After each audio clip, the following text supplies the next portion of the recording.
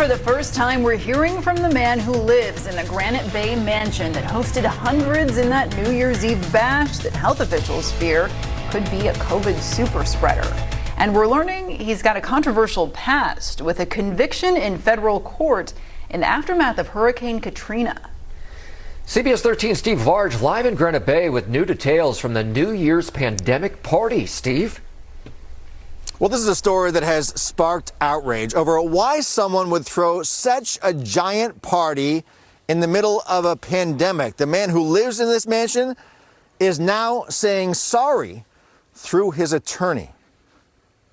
New photos obtained by CBS 13 show a party bus in a long line of vehicles stretched bumper to bumper through the gates of a Granite Bay mansion on New Year's Eve.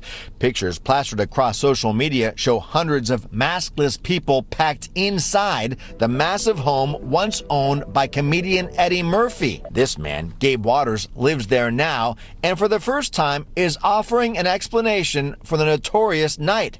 His attorney, Mark Reichel, issuing a statement reading, Mr. Watters had invited close friends to a planned small gathering at the very large house for New Year's Eve. The notoriety of the house caused those invited to broadcast the party and invitation across social media.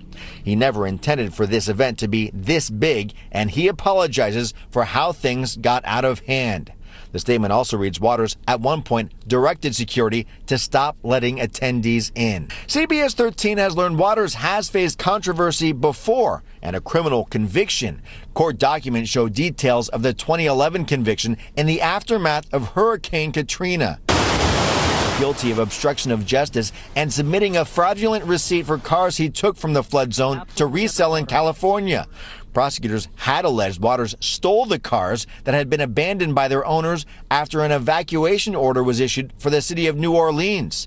The jury could not reach a verdict in that part of the case. Watters served 2 years in prison.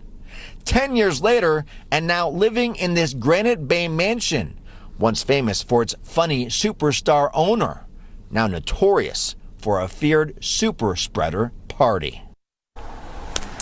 And the story continues. Tomorrow night, the Homeowners Association here is holding a special meeting to try and get down to what they can do, possibly, to prevent another scene like this from playing out again.